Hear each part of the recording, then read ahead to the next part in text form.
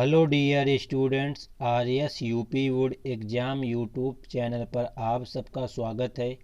तो आज की क्लास में हम लेकर आए हैं कक्षा 12 के सब्जेक्ट हिंदी के गद्य के कुछ महत्वपूर्ण क्वेश्चंस को, जो कि आपके बोर्ड एग्ज़ाम में पूछे जाने की संभावना सबसे ज़्यादा है। तो दोस्तों, कल की वीडियो में हमने क्वेश्चन नंबर 50 तक आपको समझाया था। तो आज की वीडियो में हम क्वेश्चन नंबर 51 से लेकर के आगे के क्वेश्चनों के बारे में डिस्कस करेंगे। तो दो भी इस चैनल में पहली बार आया हो तो चैनल को सब्सक्राइब कर ले और बेल आइकन को प्रेस कर ले। तो दोस्तों, आपको किसी भी वीडियो में कोई भी प्रॉब्लम हो तो आप में कमेंट बॉक्स में अवश्य बताया करिए। तो आप अपनी राय कमेंट बॉक्स में लिखें, जिससे हम आपके आपको किस प्रकार की वीडियो चाहिए उनके बारे में आपकी बात को समझ सकें और आपको हम उसी प्रकार की वीडियो प्रोवाइड करा सकें। तो देखते हैं आज का प्रश्न नंबर आपका 51। तो आपका प्रश्न नंबर जो 51 है, कह रहा है कौन सा युग हिंदी गद्य के उत्कर्ष का सूर्योदय काल था। मतलब ऐसा कौन सा युग था जिसमें तुम्हारा हिंदी जो गद्य है उसका उत्कर्ष जो बिल्कुल शुरुआत से हुआ था, सूर्योदय हुआ था, उसका सूर्योदय काल। तो तुम्हारा था द्विवेदी युग, क्योंकि भारतीय युग में तुम्हारी खड़ी बोली आई थी। तो यहाँ पे जो तुम्हारा हिंदी की बात करें, हिंदी गद्य की बात, वो तुम्हारा आया था द्विवेदी युग में। तो इसका जो ऑप्शन नंबर रखा है वो राइट हो जाएगा। तो अब देखते हैं 52 नंबर। तो आपका 52 क्वेश्चन कह रहा है छायावादोत्तर युग के लेखक नहीं है। मतलब कि इनमें से तुम्हारे लेखक 4 लेखक दिए हैं यहाँ पे, तो इनमें कौन सा है जो तुम्हारा छायावादोत्तर युग का लेखक नहीं है। तो देखो यहाँ पे भीष्म साहनी तुम्हारे छायावादोत्तर युग के लेखक हैं, और सर्वेश्वर दयाल सक्सेना भी तुम्हारे छायावादोत्तर युग के लेखक हैं। वासुदेव शर्मा अग्रवाल ये भी तुम्हारे छायावादोत्तर युग के लेखक। तुम्हारे जो बालकृष्ण भट्ट हैं ये तुम्हारे छायावादोत्तर युग के लेखक नहीं, ये छायावाद के तुम्हारे लेखक हैं। तो दोस्तों, कल की वीडियो हमने आपको बताया था सभी क्वेश्चंस के बारे में डिटेल से, उसी प्रकार आज की वीडियो भी तुम्हारी स्टार्ट हो चुकी है। तो दोस्तों, वीडियो को अंत तक अवश्य देखें, और अगर वीडियो पसंद आए तो वीडियो को एक लाइक कर देना और कमेंट करना ना भूलें। आपका 53 क्वेश्चन नंबर है द्विवेदी पत्रावली के संकलन करता है। मतलब जो तुम्हारी द्विवेदी एक पत्रिका थी उसके संकलन करता, मतलब उसके लेखक कौन थे, मतलब उसका प्रतिपादन किसने किया था। तो तुम्हारा इसका जो ऑप्शन आंसर आएगा वो आएगा बैजनाथ सिंह। तो ये तुम्हारी काफ़ी इंपॉर्टेंट रचना पड़ जाती है, क्योंकि इसका नाम तुम्हारा हजारी प्रसाद द्विवेदी से मिलता जुलता है। इसलिए यहाँ पे अधिकतर लोग क्या कहते हैं, एक ऑप्शन तुम्हारा दे देगा हजारी प्रसाद द्विवेदी, तो ऑप्शन उसमें मार देते हैं, बट यहाँ पे तुम्हारा हजारी प्रसाद द्विवेदी नहीं दिया, यहाँ पे क्या है बैजनाथ सिंह। तो इसका जो आंसर होगा वो होगा बैजनाथ सिंह। 54 नंबर क्वेश्चन आपका है हिंदी साहित्य के आधुनिक काल को गद्य काल की संज्ञा किसने दी। मतलब तुम्हारा जो हिंदी साहित्य का आधुनिक काल जो चल रहा है उसको गद्य काल की संज्ञा किसने दी थी। तो तुम्हारे लेखक थे आचार्य रामचंद्र शुक्ल, जो कि आपने कक्षा 9 में इनका जीवन परिचय पढ़ा होगा। वहाँ पे इनका जीवन परिचय, उनकी सब जो रचनाएं वो पूरी बताई गई हैं। तो ये हो जाता है तुम्हारा क्वेश्चन नंबर 54 का आंसर कि आधुनिक काल को गद्य काल की संज्ञा आचार्य रामचंद्र शुक्ल ने दी थी। अगला क्वेश्चन नंबर 55 कह रहा है तुम्हारा बड़ों के प्रेरणादायक पत्र का संकलन करता किसने प्रकाशित कराया। मतलब कि तुम्हारा जो एक संकलन करता है बड़ों के प्रेरणादायक पत्र, ये तुम्हारा एक पत्र है, इसका संकलन किसने प्रकाशित कराया, मतलब इसको प्रकाशित किसने कराया था। तो तुम्हारे एक लेखक थे वियोगी हरि, एक कहानी लेखक तुम्हारे थे वियोगी हरि। इन्होंने बड़ों के प्रेरणादायक पत्र, मतलब बड़ों के प्रति हमारे क्या प्रेरणा मिलती है उससे संबंधित एक पत्र का प्रकाशित किया था। तो इसका जो लेखक तुम्हारा है वो है वियोगी हरि, और ये एक कहानी लेखक है तुम्हारे। Question number 56 most important UP board के लिए खासकर, नूतन ब्रह्मचारी किस विधा की रचना है। तो नूतन ब्रह्मचारी, देखो यहाँ पे तुम्हारा नूतन मतलब नया ब्रह्मचारी, मतलब नया ब्रह्मचर्य का जो पालन करे ऐसा कोई होगा तुम्हारा, उसी के लिए यहाँ पे संज्ञा दी गई नूतन ब्रह्मचारी। तो ये तुम्हारे उपन्यास विधा की रचना है, मतलब एक यहाँ पे कुछ किसी के जीवन पर आधारित से एक रचना होती है, उपन्यास लिखा गया किसी के जीवन पर, तो वह तुम्हारा एक उपन्यास है नूतन ब्रह्मचारी। अगला क्वेश्चन है 57। तो 7 नंबर क्वेश्चन लिखा है हिंदी प्रगतिशील लेखक संघ का प्रथम अधिवेशन हुआ। मतलब कि जो हिंदी प्रगतिशील लेखक संघ हुआ था इसका प्रथम अधिवेशन कब हुआ था। अगला इसका क्वेश्चन पूछा गया था इसी में अथवा लगा करके कि प्रेमचंद की अध्यक्षता में प्रगतिशील लेखक संघ का अधिवेशन कब हुआ। क्योंकि तुम्हारा जो हिंदी संघ का प्रगतिशील लेखक संघ का अधिवेशन हुआ था वो केवल एक बार हुआ था। देखो यहाँ पे एक आंसर और हमको मिला कि प्रेमचंद के समय में हुआ था, मतलब प्रेमचंद से क्या थे, अध्यक्ष थे। अब कब हुआ था, तो सन 1932 में हुआ था। तो इसका ऑप्शन नंबर ए आपको राइट करना है। अगला क्वेश्चन है क्वेश्चन नंबर 58। प्रारंभिक गद्य लेखकों में दो राजाओं में से एक है, मतलब कि तुम्हारे जो प्रारंभिक गद्य लेखकों में दो राजा भी थे, मतलब कि गद्य लेखकों के अंतर्गत तुम्हारे दो राजा भी गद्य लेखक के अंतर्गत आते हैं। उनमें से एक तुम्हारे शिव प्रसाद सितारे हिंद और दूसरे का नाम आपको कमेंट बॉक्स में हमको बताना है। तो इसका आंसर जो आएगा वो आएगा शिव प्रसाद सितारे हिंद। ऐसे गद्य लेखक थे जो तुम्हारे राजा भी थे। अगला क्वेश्चन है 59। दी मैड मैन का पगला नाम से हिंदी में अनुवाद किसने किया? देखो यहाँ पे इंग्लिश में ये रचना थी तुम्हारे दी मैड मैन, इसका हिंदी में मतलब पगला नाम से हिंदी में अनुवाद किसने किया था? तो तुम्हारे राय कृष्णदास थे। तो हमने आपको कल की वीडियो में बताया था कि राय कृष्णदास की तुम्हारी रचनाएं जो है यूपी बोर्ड एग्जाम में हमेशा पूछी जाती हैं, तो आपको इनकी रचनाओं के बारे में डिटेल से पढ़ना है। आपका अगला प्रश्न है प्रश्न नंबर 60। निम्नलिखित में से सदल मिश्र की रचना है, तो सदल मिश्र की रचना इसमें से कौन सी है? देखो दोस्तों, कल की वीडियो में हमने क्वेश्चन को बताया था कि वहाँ क्वेश्चन था कि नासिकेतोपाख्यान किसने लिखा या इसकी किसकी रचना है, तो वहाँ पे आंसर था सदल मिश्र। आपके क्वेश्चन में उल्टा पूछा गया है कि नासिकोतोपाख्यान किसकी रचना नहीं है, सदल मिश्र की रचना कौन सी है? तो यहाँ पे नासिकोतोपाख्यान इसका आंसर सही हो जाएगा। यहाँ एक रचना है रानी केतकी की कहानी, तो इसका आपको कमेंट बॉक्स में दोस्तों अभी तुरंत जवाब दीजिए, हम आपका वेट करते हैं 2 सेकंड। तो दोस्तों जो आपकी रानी केतकी की कहानी है, इसकी जो तुम्हारी रचना है मतलब इसकी रचनाकार है वो है ईसर उल्ला खां। इसी बात तुम्हारा सत्यार्थ प्रकाश हो गया, दयानंद सरस्वती की रचना है। तो ये सब आपको बारे में इनके पता होना चाहिए। अगला क्वेश्चन 61। कौन सी रचना धर्मवीर भारती की है? मतलब धर्मवीर भारती जो तुम्हारे एक कहानीकार थे, इनकी रचना इसमें कौन सी है? तुम्हारा जो अंधा युग है ये तुम्हारे धर्मवीर भारती की रचना है। अब यहाँ पे अरिमा दिए है तो ये सूर्यकांत त्रिपाठी की रचना है। एक ये अपरा, तो अपरा तुम्हारी है सुमित्रनंदन पंत की। तो ये सब तुमको रचनाएं के बारे में पता होना चाहिए। अगला क्वेश्चन 62। भात भारती की रचना विधा है, तो भात भारती इसकी रचना विधा बताना है। तो तुम्हारा एक काव्य है, ये तुम्हारा किसकी रचना है? भारत भारती। तो एक सुमित्रानंदन पंत की तुम्हारी रचना है भारत भारती, तो इसका जो विधा है वो है तुम्हारा काव्य। अगला क्वेश्चन 63।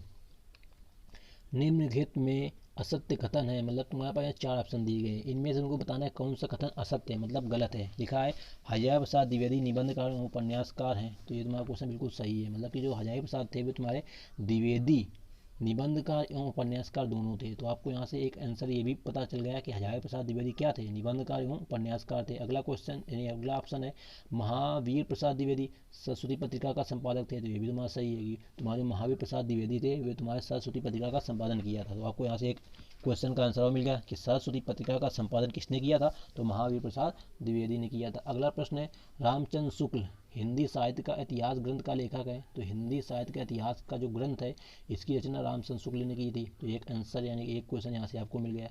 अगला आपका है कि प्रताप नारायण मिश्र हिंदी प्रदीप के संपादक हैं, तो ये आपका गलत है क्योंकि हिंदी प्रदीप के तुम्हारे जो संपादक हैं वो भारतेंदु हरिश्चंद्र हैं। तो ऑप्शन नंबर इसका डी है जो वो क्वेश्चन के हिसाब से सही हो जाएगा। कौन सा सत्य है? तो ये तुम्हारा सत्य है। यहाँ पे होना क्या चाहिए था? भारतेंदु हरिश्चंद्र। जब ये तुम्हारा ये भी सही हो जाता। तो आपका अगला क्वेश्चन है 64। इसमें आपको 3 ही ऑप्शन दिए गए हैं। खड़ी बोली गद्य की प्रथम रचना कौन सी है? मतलब खड़ी बोली जब तुम्हारी आई थी उस समय की प्रथम रचना इसमें कौन सी लिखी गई थी? वो तुम्हें गोरा बादल की कथा मोस्ट इंपॉर्टेंट रचना है क्योंकि तुम्हारी प्रथम रचना है। हमेशा किसी क्वेश्चन में अगर यदि प्रथम लग जाता है तो वो तुम्हारी जो क्वेश्चन है बहुत ही इंपॉर्टेंट बन जाता है। अगला क्वेश्चन 60 नंबर 5। त्यागपत्र विधा की रचना कौन सी है? तो ये क्वेश्चन आपको कल की वीडियो में मिला था कि त्यागपत्र किसकी रचना है, तो वहाँ पे मिला था जैनेन्द्र कुमार। तो इसके लेखक हैं जैनेन्द्र कुमार। ये तुम्हारे जो विधा है इसकी वो उपन्यास, जो तुम्हारा त्यागपत्र है वो एक प्रकार का उपन्यास है। अगला क्वेश्चन 66। अतिचार रचना के संपादक हैं, मतलब जो अतिचार एक तुम्हारी रचना है इसकी संपादक कौन कर? तो ये तो बोल सिंपल डेफिनेशन तुम्हारी सिंपल क्वेश्चन है, यानी कि मुनि जिन विजय सिंह, इनका पूरा नाम है मुनि जिन विजय सिंह, इसके रचना के संपादक हैं अतिचार रचना के संपादक। अगला क्वेश्चन 64। श्रृंगार रस मंडन के रचनाकार कौन से हैं? तो श्रृंगार रस का मंडन ये तुम्हारी रचना है, इसके रचनाकार तुम्हारे हैं विट्ठल नाथ। अगला क्वेश्चन 68। चिंतामणि की रचनाकार, तो बिल्कुल सिंपल रचना चिंतामणि और मोस्ट इंपॉर्टेंट तुम्हारी रचना है, तो आचार्य रामचंद्र शुक्ल इसके रचनाकार है तुम्हारे। तो बस आपको इसी प्रकार क्वेश्चन को तैयारी करते चलना है। तो इसका जो ऑप्शन आपका सी सही हो जाए, मतलब आचार्य रामचंद्र शुक्ल चिंतामणि के रचनाकार हैं। सरस्वती पत्रिका देखो, अभी तुम्हारा क्वेश्चन को मिला था, तो सरस्वती पत्रिका किस युग की? द्विवेदी युग की तुम्हारी है। अब इसकी रचना किसकी है? तो महावीर प्रसाद द्विवेदी की। अभी ऊपर क्वेश्चन आपको मिला था। अगला क्वेश्चन, चंद्रकांता संतज रचना है, तो ये भी तुम्हारा द्विवेदी युग की है। अब चंद्रकांता संतज के लेखक कौन है? इसका जवाब आपको कमेंट बॉक्स में बताना है। तो हम आपको इसका आंसर बता दे रहे हैं, देवकी नंदन खत्री। मतलब चंद्रकांता संतज तुम्हारे देवकी नंदन खत्री की रचना है और ये द्विवेदी युग में लिखी गई थी। अगला क्वेश्चन है कि तुम्हारा कालिदास की निरंकुशता के रचनाकार हैं। मतलब जो तुम्हारा कालिदास की एक निरंकुशता एक तुम्हारी बुक है, इसके रचनाकार कौन है? तो महावीर प्रसाद द्विवेदी। मतलब कालिदास की निरंकुशता, मतलब इस बुक में तुम्हारा कालिदास के बारे में बताया गया है, इसलिए इसका नाम दिया गया है कालिदास की निरंकुशता। इसके रचनाकार तुम्हारे हैं महावीर प्रसाद द्विवेदी। अगला क्वेश्चन 72, राधा कृष्णदास लेखक थे। मतलब कि राधा कृष्णदास तुम्हारे किस युग के लेखक थे? यहाँ पे युगों के नाम तुम्हारे दिए गए, तो एक है भारतीय युग, द्विवेदी युग, छायावाद उत्तर युग। तो तुम्हारा जो ऑप्शन इसमें सही होगा ए नंबर सही होगा, मतलब भारतीय युग। राधा कृष्णदास तुम्हारे भारतीय युग के लेखक थे। अगला क्वेश्चन, क्वेश्चन नंबर 73, हिंदी साहित्य का इतिहास के लेखक हैं। तो अभी आपको ऊपर क्वेश्चन मिला कि हिंदी साहित्य का इतिहास रामचंद्र शुक्ल की रचना है। हिंदी साहित्य का इतिहास, रिपीटेड क्वेश्चन, रामचंद्र शुक्ल की पुस्तक है ये। अगला, गद्य विधा की संख्या कितनी है? गद्य विधा की संख्या, तो तुम्हारी गद्य विधाएं 3 प्रकार की होती हैं। इनका आपको कमेंट बॉक्स में नाम बताना है कि गद्य विधाएं कौन कौन सी होती हैं, यानी कि 3 प्रकार की होती है। तो क्वेश्चन पता चल गया, वो होती कौन कौन सी, उनका नाम आपको कमेंट बॉक्स में कमेंट करके बताना है। अगला क्वेश्चन, नूतन ब्रह्मचारी के रचनाकार हैं। ये भी आपको ऊपर मैंने क्वेश्चन बताया कि नूतन ब्रह्मचारी तुम्हारी बालकृष्ण भट्ट की रचना है। नूतन ब्रह्मचारी, और ये तुम्हारा है क्या? एक उपन्यास है, क्योंकि ऊपर भाई मिला था तुमको कि नूतन ब्रह्मचारी किस विधा की रचना है, तो उपन्यास है। किसकी रचना है? तो ये बालकृष्ण भट्ट की रचना है। अगला क्वेश्चन, 11 वर्ष का समय की रचनाकार, मोस्ट इंपोर्टेंट क्वेश्चन, कि 11 वर्ष का जो तुम्हारा समय एक रचना है, इसके लेखक तुम्हारे रामचंद्र शुक्ल है। तुम्हारा जो रामचंद्र शुक्ल एक राइटर है, मतलब लेखक है, इसकी भी रचनाएं आपके बोर्ड एग्जाम में काफ़ी पूछी जाती हैं। तो आपको इसकी जितनी रचनाएं मिले आप अपनी नोटबुक में उनको लिखिए और हमेशा के लिए उनको याद कर लीजिए। अगला क्वेश्चन, कि गोरा बादल की कथा के लेखक। अभी ऊपर क्वेश्चन आया था कि गोरा बादल की कथा तुम्हारा किस विधा की रचना है, तो ऊपर आपको इसका आंसर मिल गया था। अब कह रहा है गोरा बादल की कथा के लेखक कौन है, तो जटमल। वैसे इसका नाम जटमल है, यहाँ पे जटमल ही लिखा गया है, थोड़ा टाइपिंग में मिस्टेक हो गया, तो जटमल इसके लेखक हो जाएंगे। गोरा बादल की कथा की रचनाकार जटमल है। अगला क्वेश्चन, क्वेश्चन नंबर 78, मुद्रा राक्षस के लेखक हैं। तो भारतेंदु हरिश्चंद्र, बिल्कुल सिंपल सी, मुद्रा राक्षस के रचनाकार भारतेंदु हरिश्चंद्र जी हैं। इतना लिख देंगे। मतलब आपको अगर क्वेश्चन देखो, अगर आपको इसकी पीडीएफ चाहिए तो आप हमारे व्हाट्सएप नंबर में कमेंट कीजिए, वहाँ पे आप कमेंट कीजिए पीडीएफ, तो हम आपको व्हाट्सएप में आपकी पीडीएफ भेज देंगे। यदि आप व्हाट्सएप नंबर से नहीं जुड़ना चाहते आप, तो हमें टेलीग्राम चैनल पर जाकर के ज्वाइन कीजिए, RS यूपी बोर्ड एग्जाम के नाम से वहाँ पे ग्रुप है, वहाँ पर भी आपको इसकी पीडीएफ मिल जाएगी। अब देखते हैं अगला प्रश्न। तो आपका प्रश्न नंबर 79 है, रसज्ञ रंजन की कृति के लेखक हैं। मतलब तुम्हारी कृति कौन सी, मतलब रचना, कृति मतलब होता है रचना। रसज्ञ रंजन, तो ये महावीर प्रसाद द्विवेदी की रचना है तुम्हारी। अगला क्वेश्चन, सरदार पूर्ण सिंह द्वारा लिखित निबंध नहीं है। मतलब ये तुम्हारे निबंध यहाँ दिए गए हैं, तो इनमें कौन सा जो निबंध है वो तुम्हारा सरदार पूर्ण सिंह द्वारा नहीं लिखा गया है। तो सरदार पूर्ण सिंह द्वारा लिखित निबंध नहीं है, क्वेश्चन में ध्यान दें, नहीं कह रहा। तो सच्ची वीरता सरदार पूर्ण सिंह का एक निबंध है, कन्यादान भी सरदार पूर्ण सिंह का निबंध है, पवित्रता भी तुम्हारा सरदार सिंह का निबंध है। यहाँ पे कालिदास की निरंकुशता, अभी ये क्वेश्चन ऊपर आपको मिला था, तो ये किसकी रचना है? आपको उसका कमेंट बॉक्स में हमको आंसर बताना है, क्योंकि आप लोगों को ये क्वेश्चन हमेशा के लिए याद होनी चाहिए। अगर आप लोग कमेंट करते हैं तो आपको जो उस क्वेश्चन का आंसर वो हमेशा याद रहेगा कि आपने हाँ कमेंट में हमने कहीं पे लिखा था। अगला क्वेश्चन है, चिद विलास के रचनाकार हैं। चिद विलास के रचनाकार कौन है तुम्हारे? तो इसके रचनाकार तुम्हारे डॉक्टर संपूर्णानंद है। 2016 में रचना आपकी पूछी गई थी बोर्ड एग्जाम में।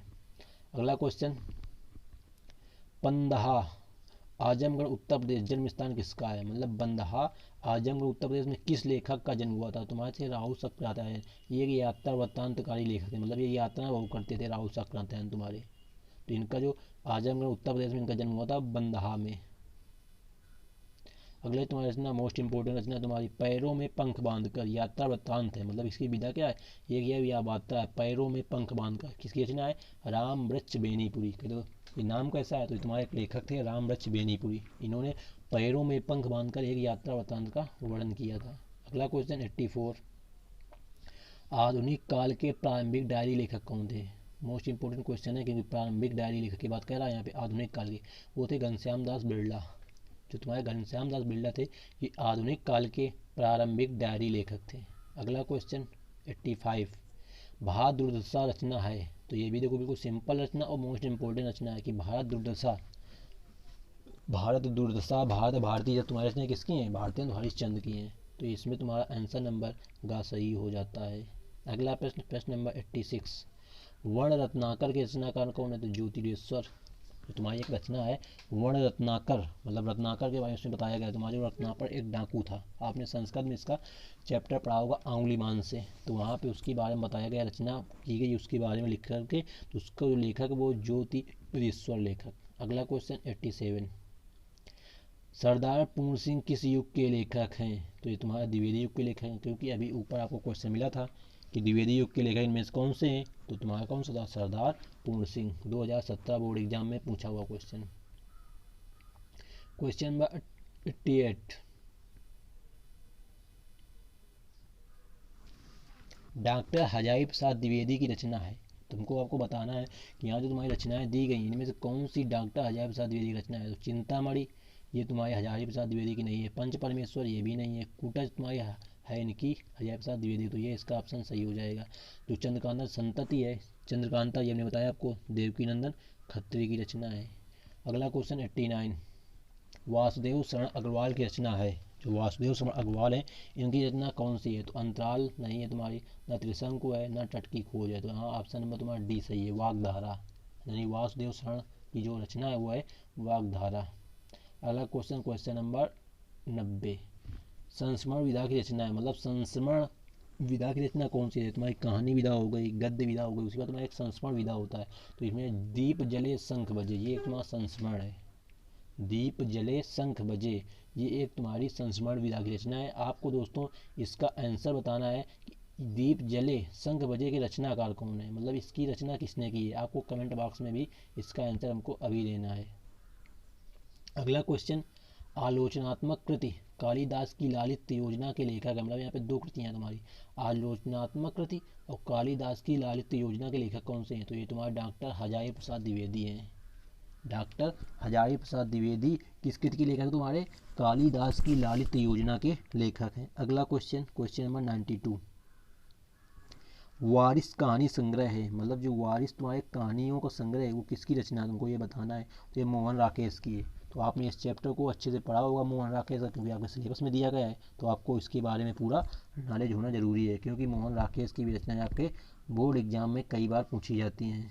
इसी प्रकार आपको कन्हैयालाल मिश्र प्रभाकर का चैप्टर आपने पढ़ा होगा रॉबर्ट नर्सिंग होम में, प्रोफेसर जी सुंदर रेड्डी का चैप्टर भी आपके बुक में है, गे जी इनका भी आपका, मतलब तुम्हारे जितने लेखक हैं जो आपकी बुक में दिए उनके बारे में आपको पूर्ण नॉलेज होना चाहिए, क्योंकि अधिकतर क्वेश्चन उन्हीं लेखकों के बारे में पूछा जाता है। अगला question, question number 93, Harishankar Parsai की रचना है। तो देखो यहाँ पे तुम्हारा किसी में डार्क नहीं लगा, तो आपको बताना है हरिशंकर परसाई की रचना कौन सी है।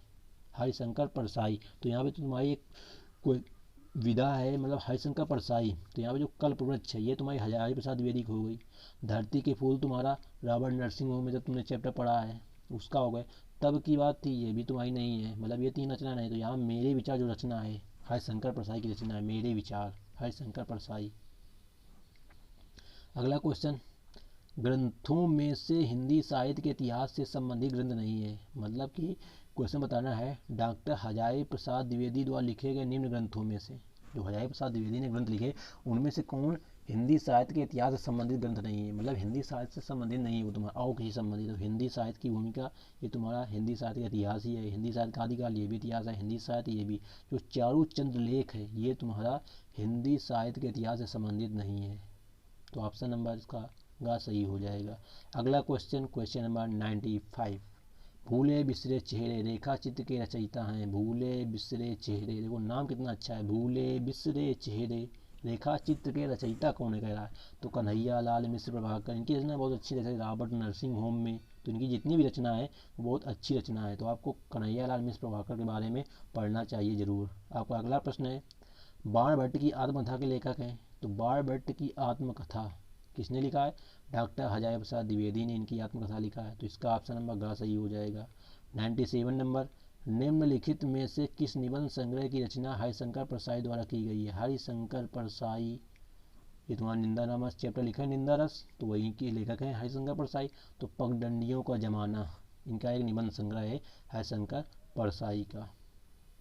अगला क्वेश्चन, परीक्षा गुरु के लेखक कौन है? परीक्षा गुरु के लेखक तो ये लाला श्रीनिवास दास हैं तुम्हारे। तो तुम्हारी ये भी कई बार बोर्ड एग्जाम में पूछी गई है तुम्हारी कि परीक्षा गुरु, तो लाला श्रीनिवास दास। अगला क्वेश्चन 99, स्कंदगुप्त नाटक के लेखक हैं? तो जयशंकर प्रसाद। स्कंदगुप्त, चंद्रगुप्त, ये दोनों रचनाएं तुम्हारी जयशंकर प्रसाद की हैं। वो भी तुम्हारे क्या है? नाटक हैं। विधा भी आपको ध्यान रखना है कि स्कंदगुप्त एक नाटक है तुम्हारा। अगला प्रश्न, प्रश्न नंबर 100, शेखर एक जीवनी के लेखक, मतलब तुम्हारा एक ये जीवनी है शेखर एक जीवनी। तो ये तुम्हारा शाही वात्स्यायन की, सच्चिदानंद हीरानंद वात्स्यायन। हमने आपको कल के वीडियो में बताया था कि इनको संक्षेप में इनका नाम क्या होता है? शाही वात्स्यायन अज्ञेय। तो सच्चिदानंद हीरानंद वात्स्यायन अज्ञेय। अगला क्वेश्चन, क्वेश्चन नंबर 101, नासिकोत्तोपाख्यान के लेखक। देखो फिर क्वेश्चन घुमा दिया कर यहाँ पे, अभी ऊपर आपको मिला था क्वेश्चन नंबर 51 के आसपास कि सदल मिश्र की रचना कौन सी है? तो वहाँ पर ऑप्शन था नासिकोत्तोपाख्यान, तो ये ऑप्शन सही था। तो देखो क्वेश्चन आपके कई क्वेश्चन में रिपीट हुए हैं। क्वेश्चन नंबर 102, बाल मुकुंद गुप्त किस युग के लेखक हैं? तुम्हारे जो बाल मुकुंद गुप्त हैं वो किस युग के लेखक हैं? तुम्हारे भारतेंदु युग के लेखक हैं बाल मुकुंद गुप्त।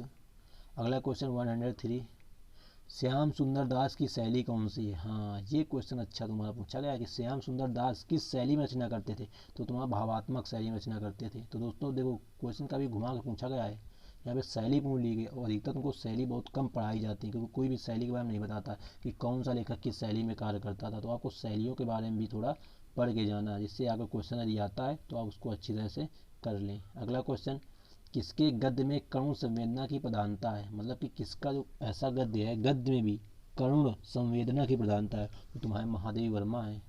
क्योंकि क्या हुआ था, इनकी बचपन में शादी हो गई तो इनके पति का देहांत भी बचपन में हो गया था।